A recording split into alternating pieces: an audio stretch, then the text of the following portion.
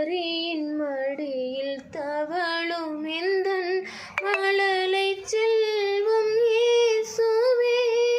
மரியின் மடியில் தவழும் எந்தன் மழலை செல்வம் இயேசுவே. மன்னவாயில் உள்ள குடிலில் மன்னவாயில் உள்ள குடிலில் மகிழ்ந்து ஆட்சி செய்யவே நீ விரைந்து என்னில் வாருமே. சின்ன குழந்தை இயேசுவே, என் சிந்தை கவரும் தெய்வமே. சின்ன குழந்தை இயேசுவே.